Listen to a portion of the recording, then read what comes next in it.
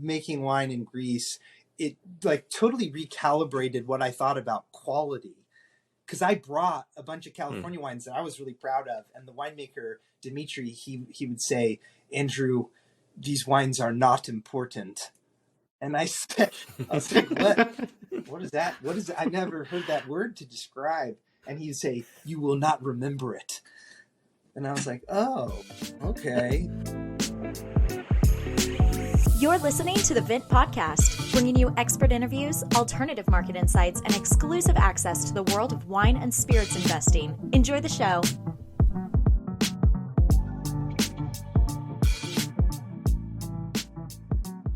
Hey everyone, welcome back to another episode of the Vint Podcast. My name is Brady, joined by Billy on video this time for the first time. This is our first video podcast episode. If you're listening on audio, you're not going to miss anything. But if you are on YouTube and watching us, or anywhere else for that matter, you'll get a little bit more in-depth view and be able to put a face to a name for the first time, maybe.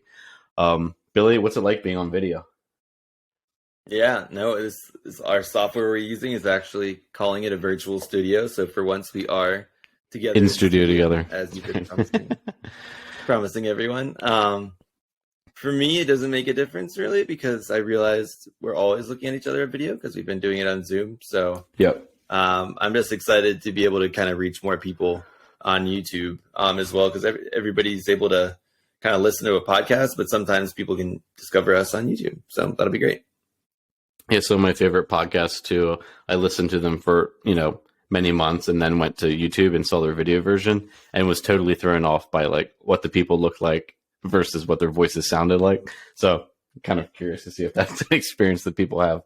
But yeah, glad to be here. And we have a interesting episode, or kind of a unique episode, in that this is our first time that we've tasted wines live on the podcast with a producer. So, or I guess with in this case, a wine brand owner. But yeah, this was a unique experience. Yeah, no, I think this is going to be something really exciting for the listeners to kind of hear.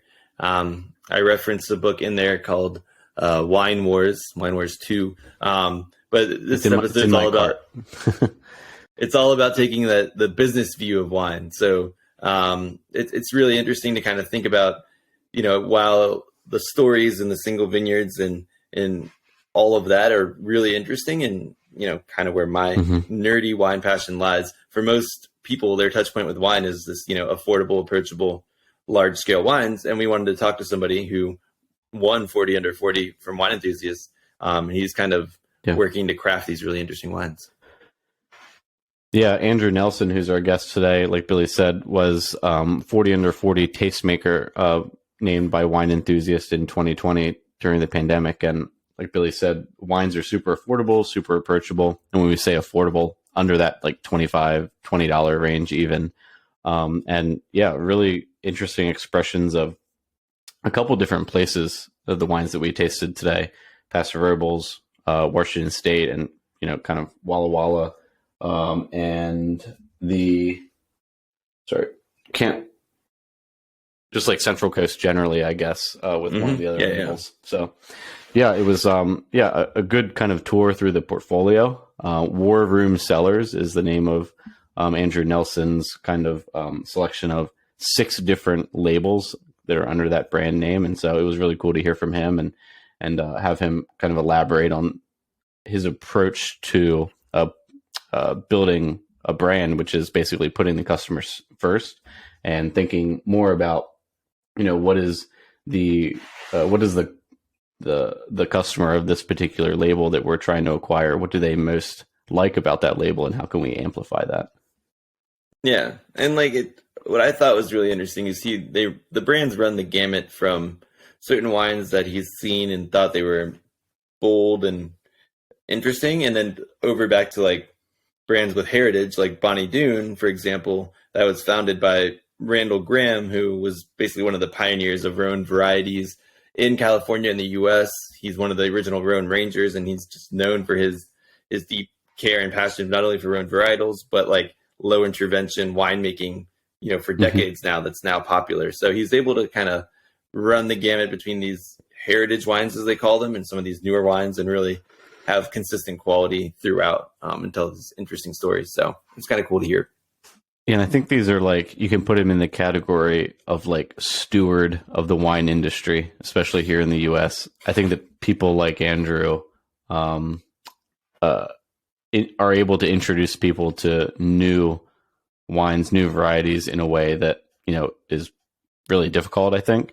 And so from maybe like the investment perspective, when you think about like Rhone varieties being brought to the US and amplified more, and I think they're continuing to grow in providence and understanding, or prominence and understanding among people, that's, I think directly translates to our business, because that just increases the potential for there to be understanding about varieties, that maybe are more prominent in France being understood here in the US, and thus kind of continuing to expand that market. I think it's all, interwoven and, seeks to support the, what we do as a business, I think, as well. Yeah, and these wines are all perfectly placed at that price point that's about, maybe you're drinking the $2 chucks or everything under $10 in the world, but you're looking for something better. This offers that quality step up, because they do work hard to source wines and grapes that are quality, but it allows that step up. So I think the more that we can get people to enjoy wine as a beverage and keep them, engaged with affordable options, the more they're going to think to maybe invest, or they might bump up to that, higher end wine that is maybe single vineyard from overseas. So this is an integral part of the wine industry. And I think it's nice that there's people so passionate about it. He's one of the more passionate guys we talked about in a long time. So for sure. Yeah. I mean, and you're an art guy. I mean, the labels I think are really cool, really beautiful, really premium, honestly. Like even just the paper and the like detailing on the labels is really cool. And so I appreciate that. Just as like a consumer, I want to, enjoy every part of the wine, and like the bottle doesn't need to be excluded from that. I think sometimes we think the best wines are the ones that just have, Calibri font with a white, a white paper. But these are really interesting and fun wines to sit around, I think, and talk about. Awesome. Well, do you want to intro Andrew? I mean, yeah, we've talked a little about Andrew. I don't know if you want to intro a little bit more about his background. No, I mean, we can do that right before we end here, but why don't we touch on a little bit about so our Vint stuff, just some updates from our side. We sent out our yearly letter, let everybody know that, the little bit of the delay in collections since our last one is purely down to, the SEC and our filing process just taking a little longer than it usually does. So we're working through that right now to hopefully we have assets ready to go as soon as we work through with them. In the meantime, we're going to have our Q4 report out probably by the time of this publication, if not soon after. And we'll give you kind of our thoughts on the wine industry's performance over the last quarter. We'll touch on this a little bit more next episode, as well as a light outlook towards 2023, which we can also share next episode. Yeah, we're excited for 2023. We'll continue to talk about it for, I think, the next couple episodes. We'll kind of throw in some things here and there with what we're looking forward to. We've talked a little bit about it towards the end of 2022, changes to our product, new offerings that will be coming to the platform as we get this next batch, like you said, of 17 offerings, which should come by the middle or end of this month. All of those are things to look forward to, and we'll expand on them, over time. Yeah, no, it's going to be a really, really exciting year, and I'm ready to kick off. But I think, and to your point now, I just wanted to make sure we touched on those, but we can give Andrew his proper Sure. intro, I guess. Yeah, Andrew Nelson is the managing partner at WarRoom Cellars. He's based in SLO, right? San Luis Obispo. Yeah, there you go. County. I messed that up later in the podcast. But Central Coast of California, he was named Wine Enthusiast magazine's 40 under 40 tastemaker back in 2020. He's certainly a visionary in this category that we've been talking about, and just a lot of fun to talk to. So I hope you enjoy our conversation with Andrew. Hey, Andrew, thanks for joining us today. We're excited to taste with you and hear about what you're working on. Hey, Brady. Hey, Billy. I'm excited to be here, too. Thanks for having me on. Yeah, sure. Why don't you give us a little bit of background about you? And I know you started drinking at a young age. Tell us about that. I've always loved wine. My brother and I started making beer kind of as our first project. Well before we were 21, we brewed the beer for a wedding, the R&C Burger Brew, 200 bottles, and we made a label and everything. And I just remember being terrified the night before the wedding that it wasn't going to be carbonated enough or people wouldn't like it. In college, I studied, I was ag business at Cal Poly on the Central Coast, and with a minor in wine and viticulture. And I did my first harvest in 2007 with Edna Valley. And I just got the wine bug. I was the inoculator, so I would hydrate the yeast, and I'd have to shave every day and wear a respirator. And just walking around with the winemakers, tasting the tanks. I loved it. From there, I went to the Firestone Brewery. I was the night brewer, the 9 to 5:30 shift. And I was there for about a year, and then traveled to Greece. My buddy and I, we planned the Endless Harvest. And if there's any young listeners out there, I encourage you to travel in the wine business for sure. So we planned Greece, Austria, South Africa, New Zealand, and then back to California. But I only went as far as Greece. I fell in love with a Cal Poly girl, and it was a bad decision. I came back. I regret not doing that. I'm very happily married now. So I'm making Retsina in Greece at a biodynamic winery. Super cool experience. Can you actually talk about that for a second? So Retsina traditionally has the pine resin or different spices added to it. So how was that process like? So for those who haven't heard of it, you should definitely spice? try it. It's a traditional Greek wine called Retsina. It's made from a grape called Sabatiano, which is kind of a acidic white grape, aromatic, delicious. And you ferment it on pine sap.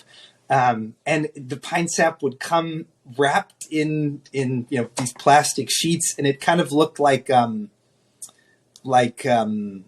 sugar cane. It was kind of like furry, it had fiber in it, and you would shovel it in and press on top of it and ferment. And I never really did develop a palate for Retsina. You've tried it, Billy? You've had this before? Yeah, a few times. It's definitely an acquired taste, but it's interesting. And I think I had it too when I was there, and I put it out of my mind. Yeah.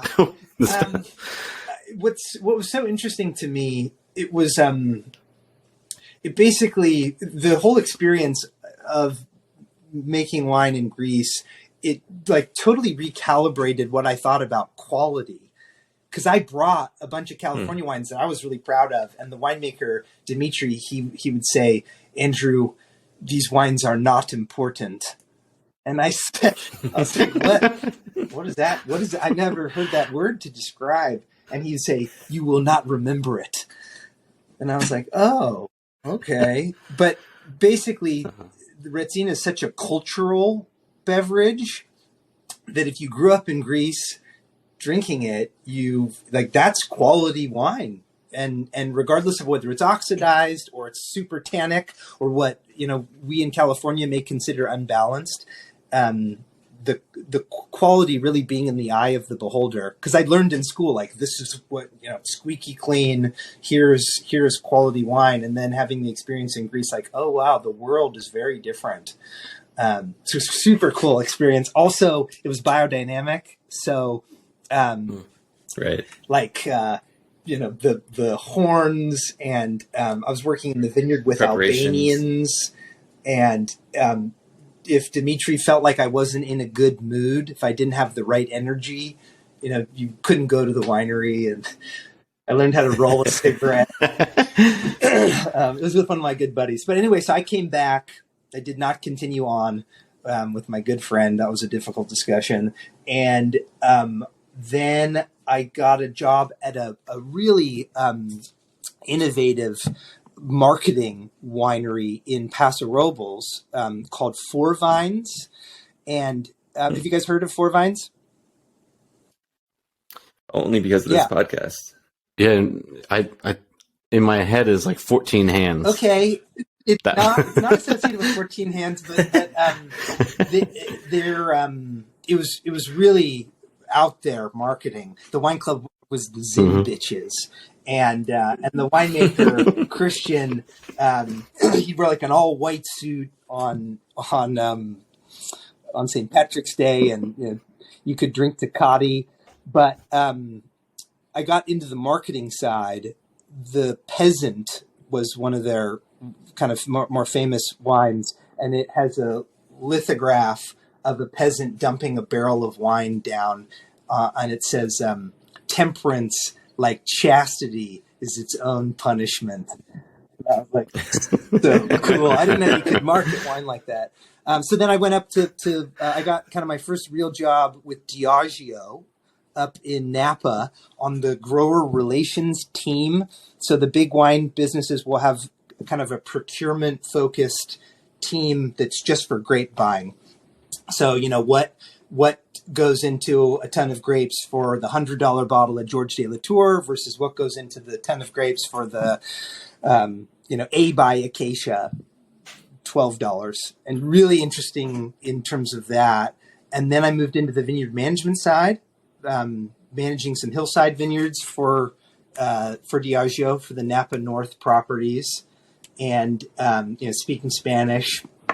And kind of my first entrepreneurial venture was down here on the Central Coast. I moved back down from Napa to Paso, San Luis Obispo area, and got really into building distribution. How do you build distribution?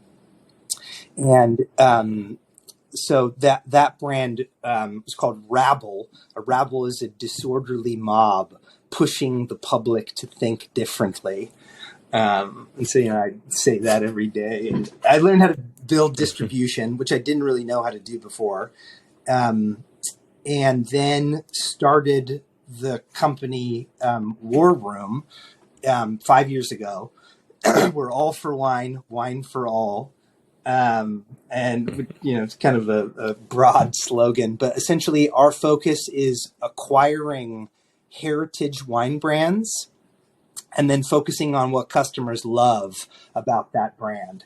And sometimes that's a wine style or a founder story or an appellation. Sometimes it's very difficult to find out what customers love, and you kind of have to create something, put the spine into the jellyfish type deal. And we have 6+ brands, each with a unique brand proposition and wine style. And that's kind of the gist. Does that make sense? Yeah. So you said there was a story behind the name WarRoom. So how did that come about? Yeah. I had like a real painful exit from Rabble. And so the WarRoom started in like a garage, with a dossier. That's the real story. But initially our slogan was waging war against big wine. We're fighting it out. Yes. Ultimately, we've changed that. We want to be building something, not tearing something down, right? And you can see with Rabble, like the mob, now really focusing on positivity, positive emotions into the world. Lapis Luna is our largest brand. We're trying to inspire people to reach for the moon. Bonny Doon is probably our most well-known brand. It's all about wine exploration, turning people onto new grape varieties, and stewarding on a really charismatic founder there, Randall, who I think we'll talk more about. I'm a huge Randall Grahm fan. Skyfall, our Washington brand, is about resiliency. It's very difficult to grow grapes in Washington State. The Big Red Monster is our Paso brand. It's about empowerment. Slay it is the slogan. Yeah. Nice. Yeah. The WarRoom. That's awesome. Nice. And then you have one more brand, don't you? Bubble Butt. We can't forget. Yeah. I love that you. Yeah. So I'm sorry that I didn't send samples of Bubble Butt, and I love that you bring that up. Bubble Butt is our wine seltzer. It's a cheeky concept. The slogan is "Nice Can," and it's one of my favorite products that we've made. It took like 3 years to figure out how to make a wine seltzer and then make a world-class wine seltzer. It has been a challenge in terms of the customer education piece, but in terms of like great product, Bubble Butt is awesome. There's a Bubble Butt jingle, and the slogan is or the logo. I don't know if I have a sticker here. Is an upside down heart. Like a butt. Yep. Do you get criticism for having completely sold out, or is this the new version of not selling out? It's interesting you ask that. I don't think of myself as a sellout. You see, I don't think it's good. Yeah, we don't either. I'm all about spreading the passion of wine. And one of the things that Cal Poly really did instill in me was the business of wine.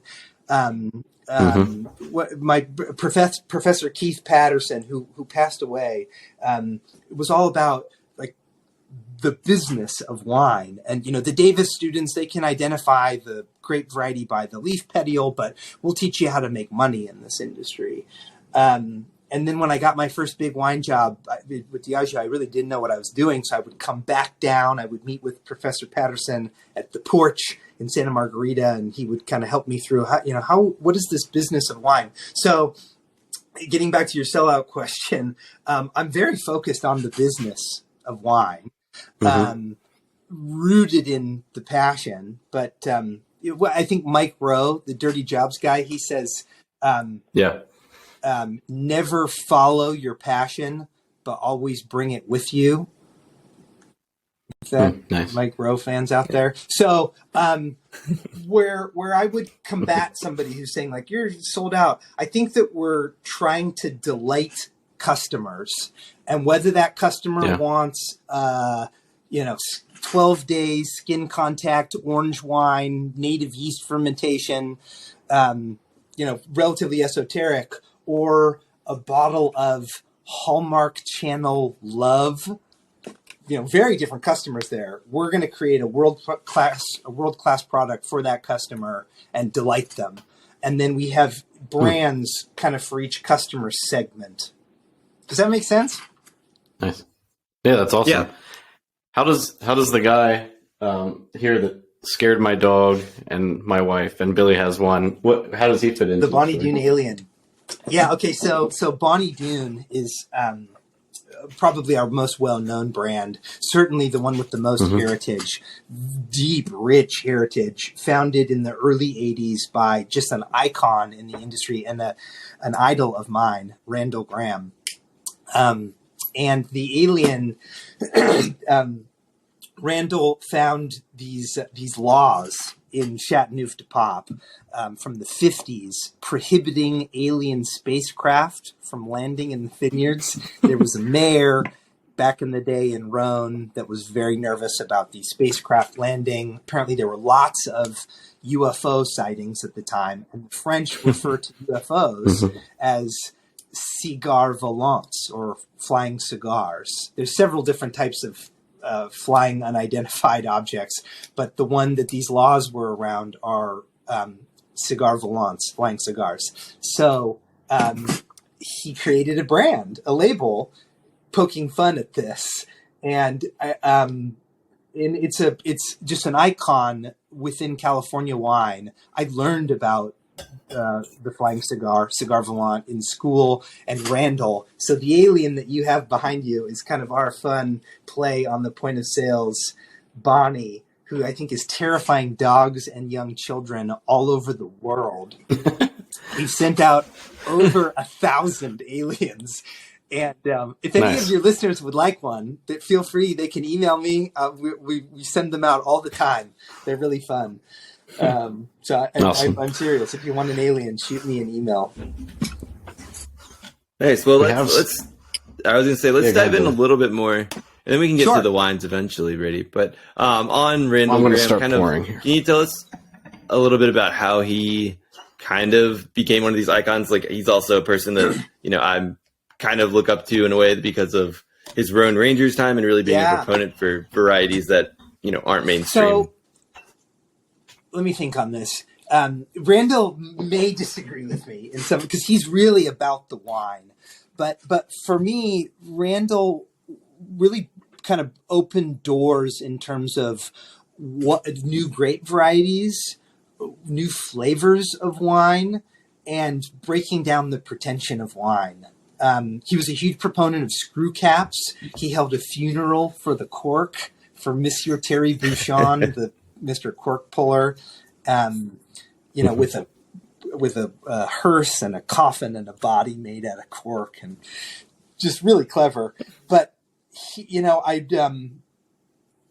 never tasted a really savory wine before Bonny Doon, or a super floral, acid-driven rosé before Bonny Doon. So I think Randall and the Bonny Doon brand and team have really been this pioneer in terms of wine exploration, right? Exploring unique flavors. And so that's really what, when WarRoom, when we acquired the Bonny Doon brand in the very beginning of 2020, there were many different wines being made. And so we really wanted to focus down, but still really steward the brand. What do customers love about this brand? And we found it's in Rhone varieties. All roads lead to Rhone. We're big Grenache fans. And then that wine exploration, which is really well embodied by alien spacecraft flying around trying to land in vineyards.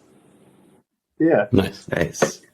Yeah, no, I had looked into it a little bit more, and I've heard him talk about the cigars before, and I was kind of unclear. And then I looked it up. I was like, "Oh, that's really interesting." But what I do like how he kind of not only planted these vines to kind of introduce them to people, but he's kind of stuck to it for so long. And he's it's not just like a flash in the pan, or he thinks he can make money off of it. He just literally thinks they're great grapes, and they really express nature and how the energy of the place really well. I think that's kind of hard to find. Oh yeah, no, you're right on.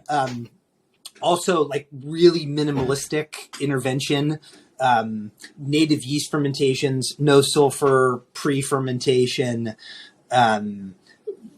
really expression of terroir of the place. It's a terroir. And he's been doing this for like over 30 years, where like everybody nowadays is talking about this, but he kept doing it, and people are like, why are you doing it like this? Just put a ton of oak on your big red wines. Okay, so he was like, no.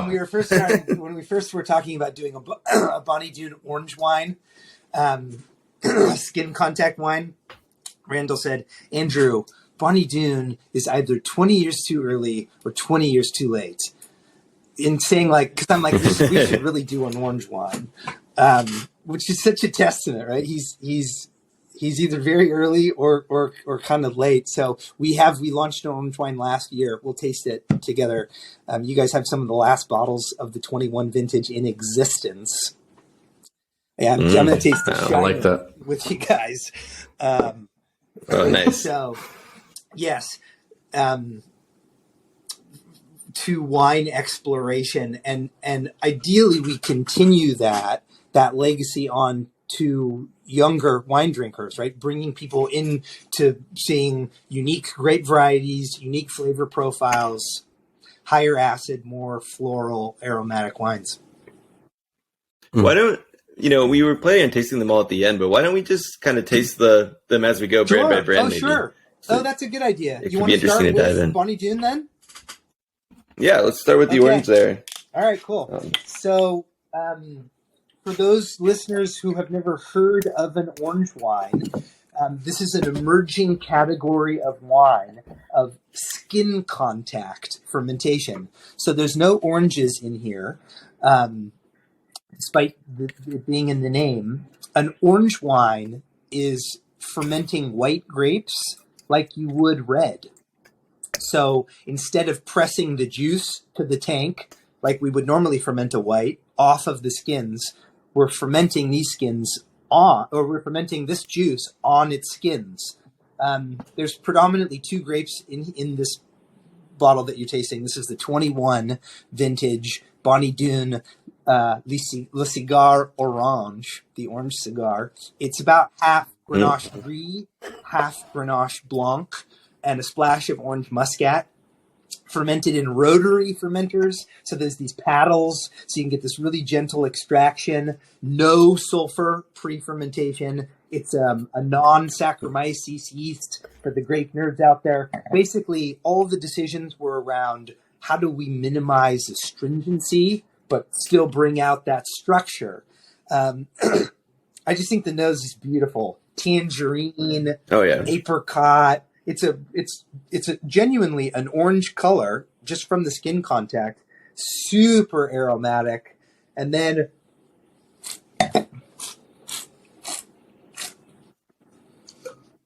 on the palate, there's just bursts of acidity, but then there's that structure, that grit. You just get a little bit of tannin, which comes from the skin contact. The finish goes on and on. This is about 10.5, 11% alcohol.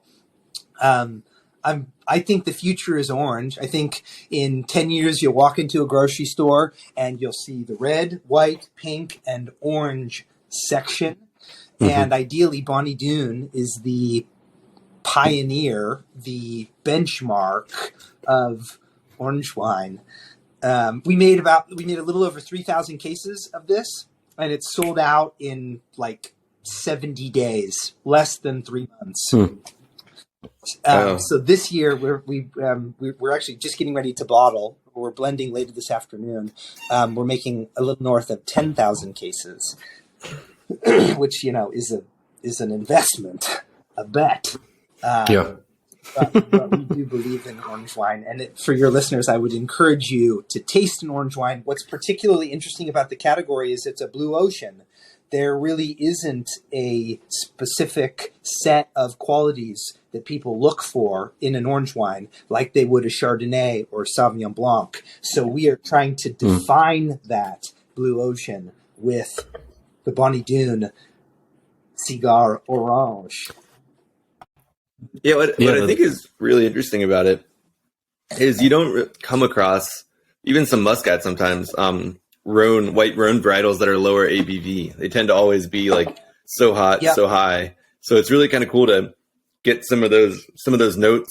Also, I think it works well because a little less ripe. It's like it has a savory note mixed with like some citrus and the elevated muscat. It's really nice. Really good point on the savoriness. That's a characteristic of all the Bonny Doon wines. That kind of umami characteristic. A lot of that comes from extended lees contact, not secondary, but kind of extended lees. Randall says lees is more, right? Like lots of puns. That's a good how one. long? When you say extended, how long is on extended? The orange, I mean, we're bottling everything now, so what are we? It's January 9th today. So we're basically talking about lees contact for another 30, 60 days. And not even a ton of stirring, but that extended lees contact, the yeast cells can break open. They release these manoproteins that coat your tongue similarly to sugar and bring that kind of umami characteristic. But no malolactic here. That was something we really looked at. It has all of the tart green apple acidity, that malic acid. That explains that acid pop. I've had a lot of orange wines where like the tannins seem like just misplaced in the wine, and this is not that.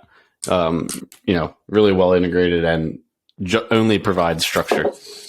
I haven't tasted it in a while, actually. Oh, that's delicious. And this is like a $15 bottle of wine, so it's not. It's available. We're all for wine. Wine for all.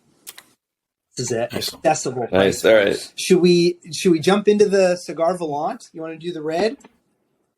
Yeah, we can do that. Do you have another quick thing? Do we stay with No, I think it's fine, Brady, to move on to this. I was just going to say, I'm excited. Then we can try the Sauvignon Blanc after. Yeah. Okay. See, I thought we were going to go white to red at first. Well, I kind of like the idea of doing brands, though. Yeah, let's do that. No, I agree. On Dune, because you'll get a sense of the thread. Ideally, with all of our brands, from a customer standpoint, if you love one of them, you will love all of them. So if you like the Bonny Doon orange wine, you're going to love the pink wine. You're going to love the red. You're going to love the pick pool. I'll send you guys some pick pool after this. Similarly, if you love the Skyfall Cabernet, you're going to love the Skyfall Merlot. Really trying to have that kind of that building trust within the brand style for the customer. I don't want to dump the orange though. Okay, so this is brand new. This is being released right now. This is the 21 vintage Bonny Doon Le Cigare Volant, the red.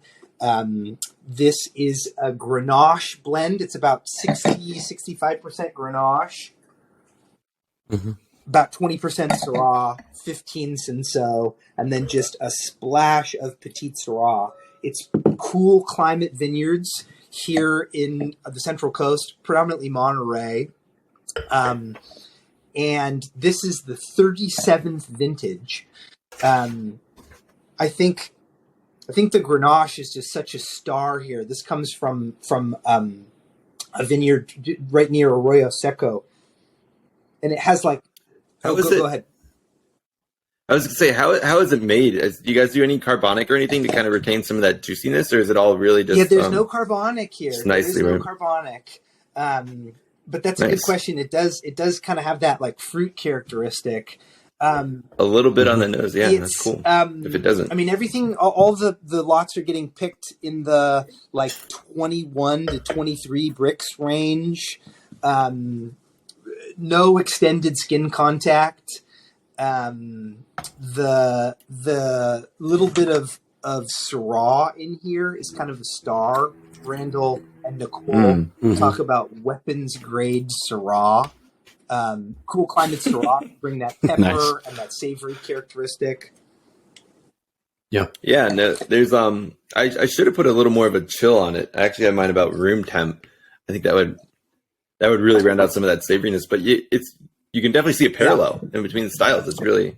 And the acid's also really much more balancing than expecting for a 14.4 wine. That's really cool. It's really cool. Randall and Nicole. And the color is incredible. It's a pretty color, huh?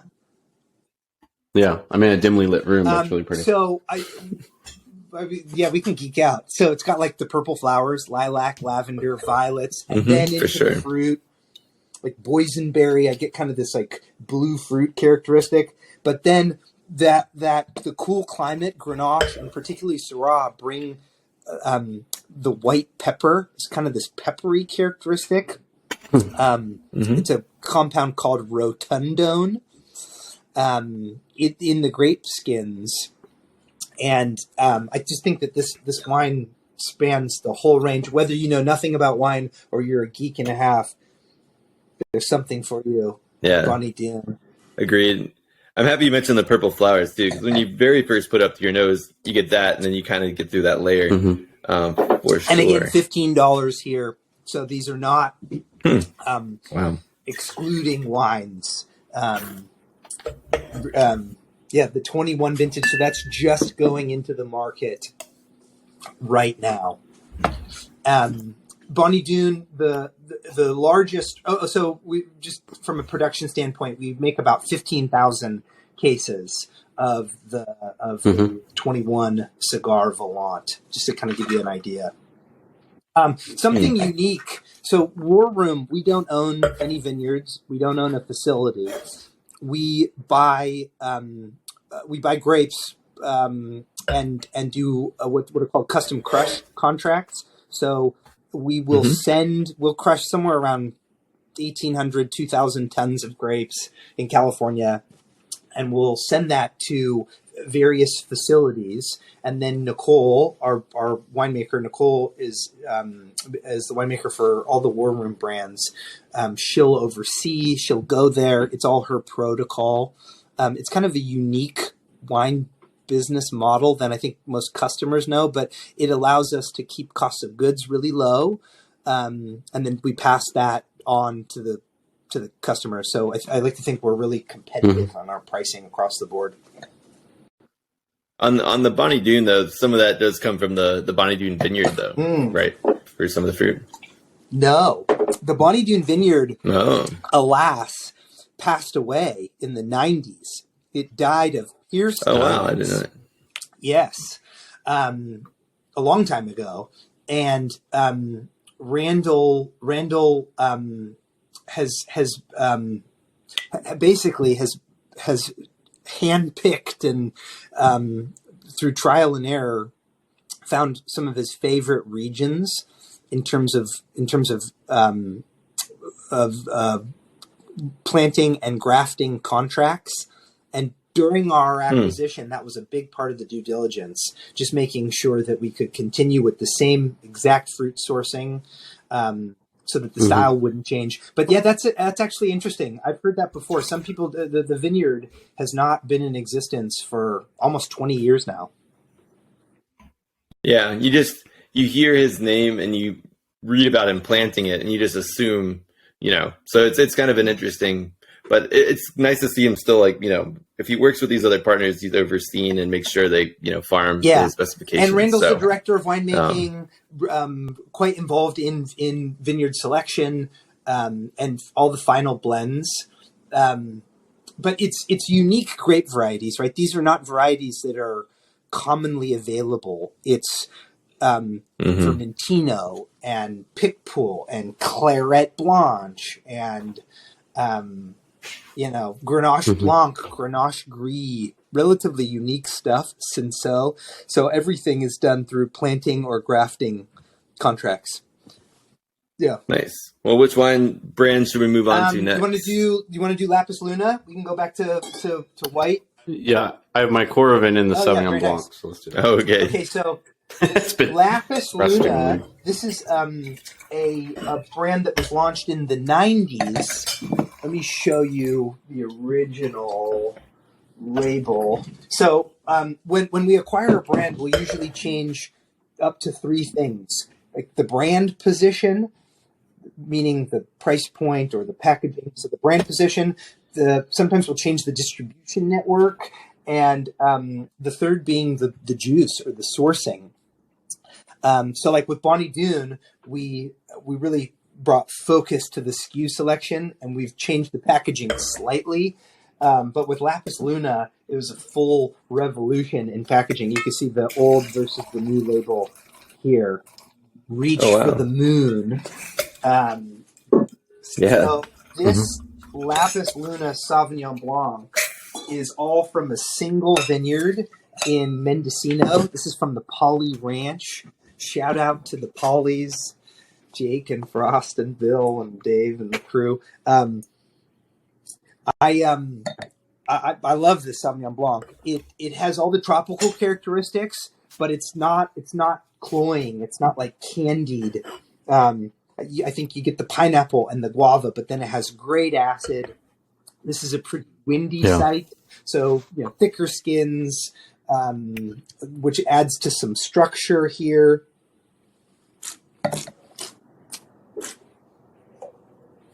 Really bright acidity. I think it can kind of bridge the gap between the California style or the New Zealand. And then the artwork for Lapis Luna is all from the early 1600s, from a book called Pia Desiria, kind of loosely translates to loving desires. Each label shows a faceless hero reaching for the moon. And then on the back, she's holding a burning heart with a message. Those who do not move do not feel their chains. You got to break free. The perfect time to start never arrives. Think about that one after a glass. Like, you got to children today. Yeah, I feel like I do get that like candied fruit. It just like attacks the palate, but then the acid comes in so quickly after. Yes. Like I was like taken aback a little bit. I was like, holy crap. And then it kind of lifted away. It's really nice. And then I think that this, I don't drink a lot of Sauvignon Blanc. Billy does. There's some weight to it. There's some structure. There's no oak. It's all stainless, but I think this area, a little thicker skins gives it that nice structure. Like there's some grip there. And we We sell around 9,000 cases of this Lapis-Luna Sauvignon Blanc. Predominantly in the spring and the summer. Yeah, no, I think there is like there is that kind of like warm, kind of candied fruit, but then I got a little bit of herbaceousness towards the end that kind of reminded me a little bit of like a Chilean Sauvignon Blanc, but then it rounds out with that ripe fruit. So it's really absolutely cool yeah, mix. Very good. And this retails for about $12, $13. So again, not awesome. Expensive and accessible to all. Let's go to the Lapis Reserve, a Cabernet Franc. This is somewhat of a new release for us. Cabernet Franc is delicious. If your listeners haven't tried a Cabernet Franc, they definitely should. But Chinon would probably be the investment, I would imagine. So our Cabernet Franc comes from 4 different sites. About half of it is in Lake County, which the Cabernet Franc it's Dave Rosenthal's vineyard, and it's Cab Franc. It's got a little bit of the herbaceousness, great structure, and really nice aromatics. Then we've splurged on some Napa Valley Cabernet Franc, which brings like dark, dusty fruit, big structure, concentration, and increased cost of goods. And then we're blending in 2 non-Cabernet Franc varieties in here, a little bit of Petit Verdot and a little bit of Merlot. Both of those kind of bring a little bit unique characteristics. They really help lower the costs as well. I keep trying to make this an investment piece. So we're calling it a California appellation. So it may be weird to think it's the reserve tier. Why would it be California? But that just lets us be really strategic and open in where's the fruit sourcing coming from, so that we can blend, Lake County, Napa, Paso, and Lodi all together in one bottle. This is a $19, $20 bottle, and we made a little over 3,000 cases. I think this is a pretty cool label here, right? So our faceless hero is embracing. There's all kinds of crazy stuff going on here as they're trying to reach for the moon. And then hard times always reveal true friends. I like that. Yeah, no, it's to your point about the best fruit from all over the state. We in our last episode where we talked about Tim from Penfolds, we talked about that and how like even Grange sources from all over South Australia and wow. Yeah, no, you're trying to make this one, so that makes sense. To be on after LaGrange is on. That's awesome. I opened up in 05.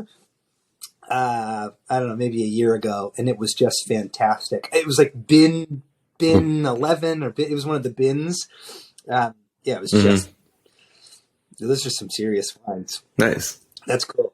Yeah, no, Penfolds are some great wines, but yeah, no, it's really interesting. I like having Cab Franc front and center, and it really kind of shines when having a little bit more of that, the body and a little bit of the color from the Merlot and Pinot, or not. I would say the kind of continual, like the varietal characteristic is usually associated with some greenness, some vegetal characteristics. Which is nice, but we're kind of keeping that in small doses here. I think that there is a little bit of that vegetal characteristic, but I'd say it's like more red pyrazine, if that makes sense. It's more like kind of there's the dark fruit, but not overly green. Saying I guess stuffed for me, pepper. Spicy. Yeah, I was thinking like ripe green. Yeah, like lighter green, like closer to a pepper. Yeah. Okay, yeah, you guys are wine guys, huh? Billy's a wine guy. Billy's the wine guy. But I love doing this, the tastings. It's really good fun. Okay, so just to recap for your listeners, we've done the Bonny Doon Cigar Orange, or the Bonny Doon orange wine, which is skin contact, predominantly Grenache Blanc, Grenache Gris. Then we did a Grenache, right, the Cigar Volant, relatively obscure, kind of higher acid. Then we've gone to Lapis Luna. We did a Mendocino Sauvignon Blanc, and now a Cabernet Franc from 4 areas in California. Yeah. Oh, the Cab Franc. Let's do the Skyfall. Okay, cool. We'll go to Washington State. Yeah. So Skyfall, this is a newer brand. We're just relaunching now with the new package and vineyard sourcing. I can show you kind of past and present here. So you can see it was a very classic label, right? And we're going with resilience. So Bonny Doon is wine exploration. Lapis Luna is inspiration, reach for the moon. Skyfall, Washington State, is a very difficult area to grow grapes. There's essentially no soil. The soil all eroded away in glacial floods. There's dust that has blown in. There's fires and maybe 6 inches of rain. Just some comparison, like Napa got like north of 10 inches of rain in the last week, which isn't normal, but hardly any water in eastern Washington, frosts and snow, and yet from this harsh growing climate comes the beauty of Mother Nature, resilience. Skyfall, the spirit of Washington State. Do you sell these labels blown up? You should. If you don't, it's like Chick-fil-A selling their sauce in containers. We give them. You would make a killing. Give a lot away. We have lots of these labels and posters and the stand-ups. That's a good point. We have not been selling them, but we've been giving them away. It's all original art, though, for the labels. It is. Although many of our brands is original public domain artwork. So it's created, 3, 4, 200 years ago, and then we'll kind of tweak it or focus on something to make it specific to the brand. The Cabernet in Washington, I think, has this really unique blue fruit characteristic: blueberry, boysenberry. There's a little bit of Merlot and Syrah in here as well. Most of this comes from the Columbia Valley, and then the Merlots from Walla Walla. But like blueberry.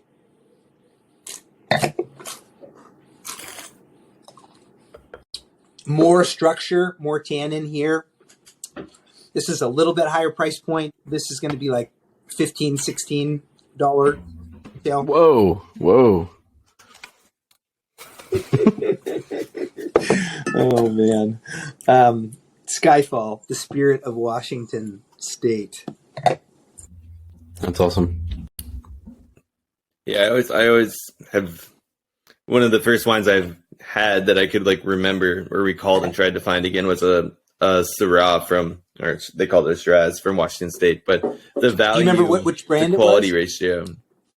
It was a 2 vines Shiraz made by Columbia Valley. It was a 2008. I was in college. I thought that was cool. That was an aha moment for you. For sure. Kind of, yeah. It was. I think Syrah does that too.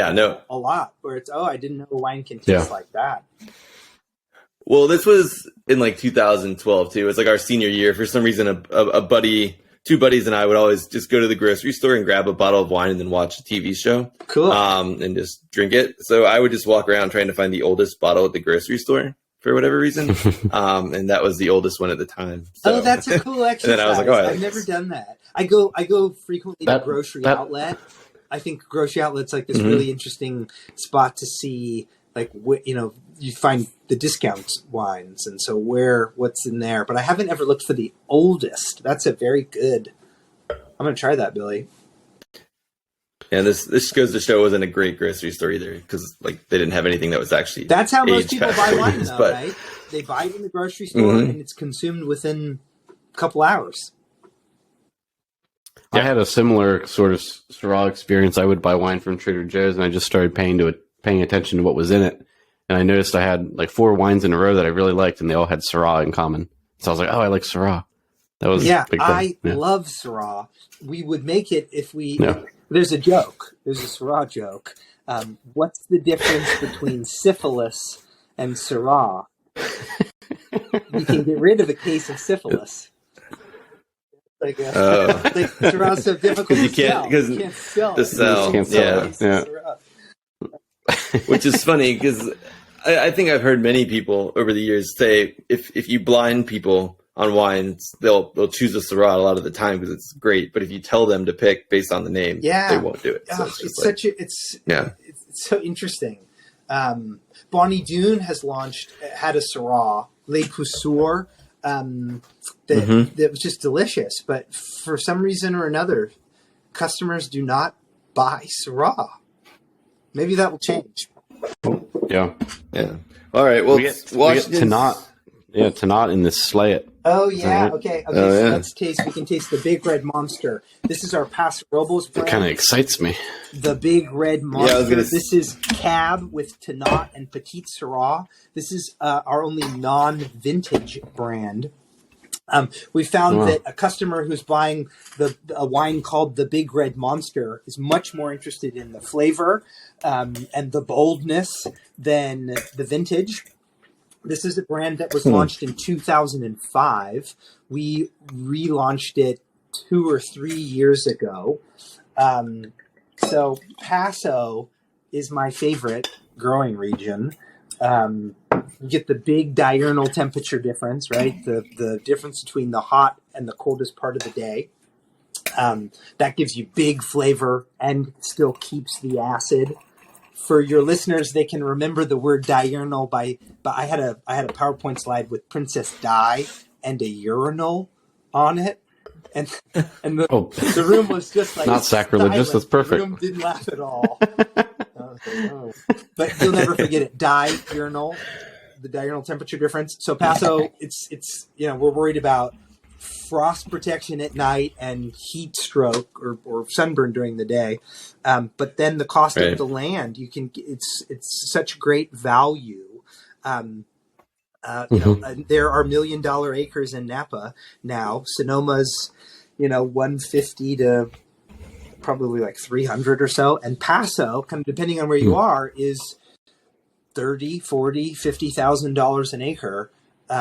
Well, we don't own any acreage. We buy fruit, and I just think that consumers can find such great value in Paso.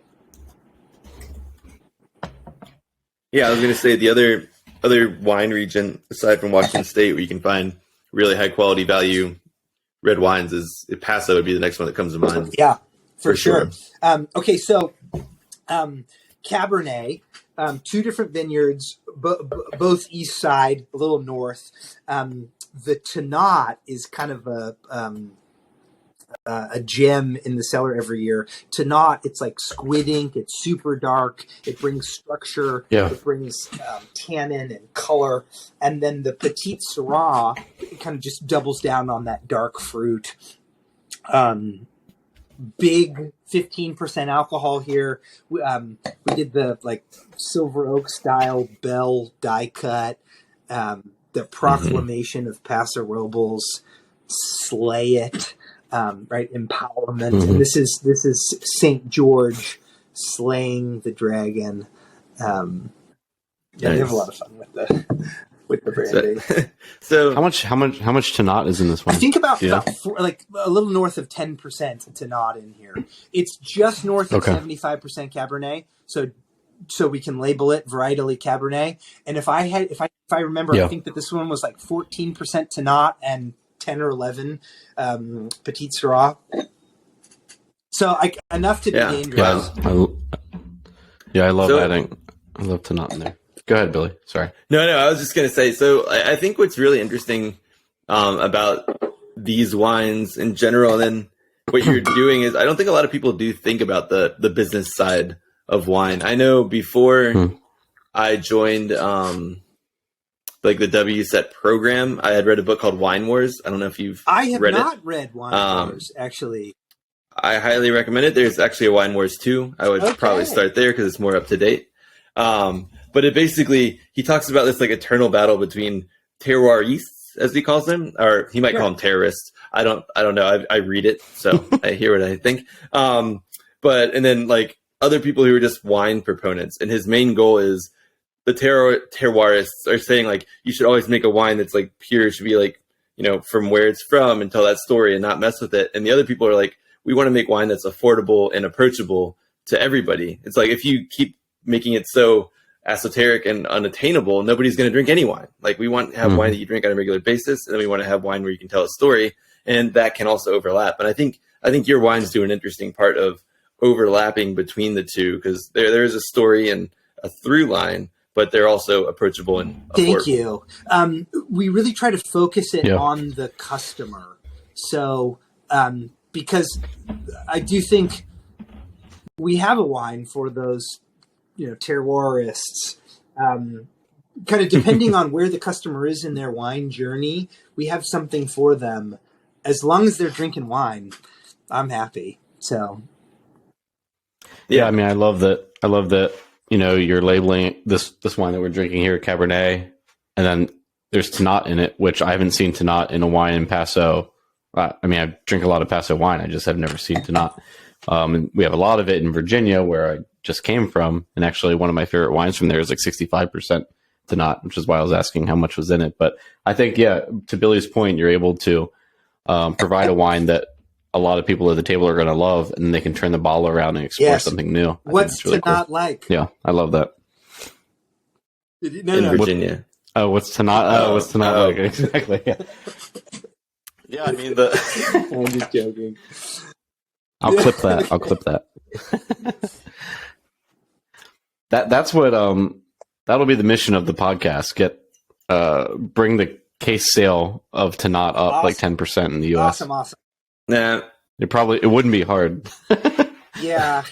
Yeah, I don't know if that's the variety I'm gonna die on that hill for. They're like the mainstay grape varieties, but I think you can expand beyond those by blending and by being, you know, transparent in what's going in. But you notice we did not put the variety, or we didn't put the percentage breakdown on that. You asked, like, what is it? We list them in order, but we don't put the percentage, just so that we can keep consistency over vintages and bottlings. And then we have actually swapped out the Petit Syrah with Petit Verdot in the past. But we're really focused on that super consistent flavor profile, so that a customer could trust, oh, I liked that when I tried it a year ago. I'm going to like it now. And I remember liking the Cabernet. Oh, I'll like the Zin as well. There's a big red monster Zinfandel. Amazing. So Brady, I think, first came across you. I've seen your wines in the grocery store. I didn't know they were yours, obviously. With the Wine Enthusiast 40 under 40. How has that experience been? Was it a surprise? Did you guys come out of the blue? I mean, I felt I was honored, but I felt a lot of pressure from that. Like, I don't know, it's the wine business is hard, as you guys know. So, I don't know. I kind of like some anonymity and like lowering the pressure. Matt Kettman came up here and he had a beer. I wouldn't say we're friends, but I love hanging out with him. And Matt Kettman's the editor for Central Coast. He reviews all the wines on the Central Coast for Wine Enthusiast. And he's just a cool dude to hang out with. We met at the porch, and I probably told him more than I should have, you know.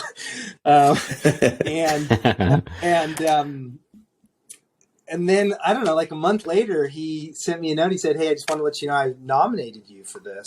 And I said, I'm flattered. Thank you. And then, I don't know, a few months later, I got the announcement. And it was in the heat. It was in the heart of the pandemic. So all of the photo shoots and everything were done in full lockdown. The photographer had us set up our phones or an iPad. And I wanted to wear a mask in my shot to be like, when we look back and they're like, absolutely not. People, they need to see your face. But it was a wonderful experience. And, we're big Wine Enthusiast fans. But candidly, I felt pressure of like, now people think now it's what? a success. Yeah. It doesn't always mean that it's a success. So, well, either way, congrats. Thank you. It's exciting. And you're living in SLO, and you said you love Paso. What are kind of your 3 under the radar producers in Paso that you really love what they're doing? Wow. You think they're kind of the same ethos? Some shout outs. Okay, hold on. Let me just.